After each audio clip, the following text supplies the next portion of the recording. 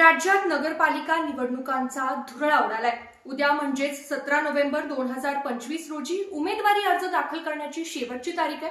पंढरपूर नगरपालिकेचा जर विचार केला तर स्वर्गीय आमदार भारतनाना भालके यांच्या सुनबाई डॉक्टर प्रणिता भालके यांनी त्यांचा नगराध्यक्ष पदासाठीचा उमेदवारी अर्ज जो आहे तो आज पंढरपूर नगरपालिका निवडणूक निर्णय अधिकारी यांच्याकडे सुपूर्द केलाय।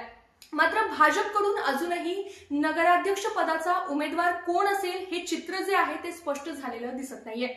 परिचारक गटाची पंढरपूर नगरपालिकेवर गेल्या 4 दशकांहून अधिक काळ एक हाती सत्ता राहिली, तरीही त्यांना प्रणिता भालके यांची इतकी भीती का वाटते हेच आपण आजच्या या व्हिडिओमधून पाहणार आहोत। नमस्कार, मी पूजा आणि तुम्ही पाहताय एबी मराठी न्यूज। आज प्रणिता भालके यांनी आपला नगराध्यक्ष पदाचा उमेदवारी अर्ज तीर्थक्षेत्र विकास आघाडीकडून दाखल केलाय। आजपर्यंत आपण पाहिलं असेल की जेव्हा कधी एखाद्या पदासाठी महिला आरक्षण जाहीर होतं तेव्हा एखाद्या नेत्याच्या पत्नीला उभं केलं जातं। मात्र जेव्हा पंढरपूर नगरपालिकेत नगराध्यक्ष पदासाठी खुल्या महिला प्रवर्गासाठी आरक्षण जाहीर झालं तेव्हा लोकांमधूनच प्रणिता भालके यांचं नाव जे आहे ते पुढे आलं। याचं कारण म्हणजे प्रणिता भालके यांचा लोकांसोबतचा असलेला दांडगा जनसंपर्क। भालके यांचा होम टू होम कनेक्ट असल्यामुळे जनसामान्यांमध्ये त्यांचा चांगला प्रभाव जो आहे तो पाहायला मिळतोय। त्यामुळेच त्यांच्या नावाची चर्चा आरक्षण जाहीर झाल्यापासूनच सुरू झाली होती। प्रणिता भालके यांचं जे माहेर आहे ते म्हणजे सांगली जिल्ह्यातील आटपाडी। राजकारणाचं बाळकडू त्यांना त्यांच्या माहेरातूनच मिळालंय। त्यांचा पिंडच राजकारणाचा आहे असं म्हटलं तरी हरकत नाही।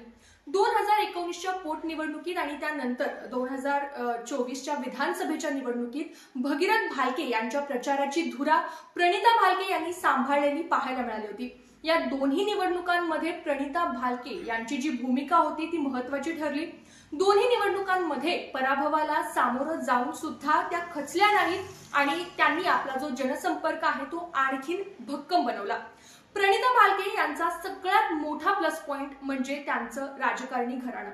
प्रणिता भालके यांचे सासरे स्वर्गीय आमदार भारतनाना भालके यांची क्रेज जी आहे ती आजही पंढरपुरात पाहायला मिळते। मध्यंतरी प्रणिता भालके यांचा एक अधिकाऱ्याला जाब विचारतानाचा व्हिडिओ सोशल मीडियावरती व्हायरल झाला होता। त्यावेळी त्यांची तुलना जी आहे ती नानांशी झालेली पाहायला मिळाली। नाना आमदार असताना महिला संघटनाचं कौशल्य त्यांच्याकडे असलेलं पाहायला मिळालं होतं। पंढरपुरात प्रणिता भालके यांनी स्वतःची एक वेगळी ओळख बनवलेली पाहायला मिळते। त्याचबरोबर आज जेव्हा त्यांनी उमेदवारी अर्ज दाखल केला त्यानंतर त्यांच्यामध्ये एक प्रकारचा आत्मविश्वास जो आहे तो पाहायला मिळाला। प्रणिता भालके या उच्च शिक्षित आहेत, त्याचबरोबर त्यांचं काम अगदी ग्राउंड लेवलला सुरू आहे। हे सगळे फॅक्टर्स परिचारक गटासाठी चिंता निर्माण करणारे ठरतात। त्यामुळेच कदाचित अजूनही भाजपकडून नगराध्यक्ष पदाचा जो उमेदवार आहे तो जाहीर झालेला दिसत नाहीये।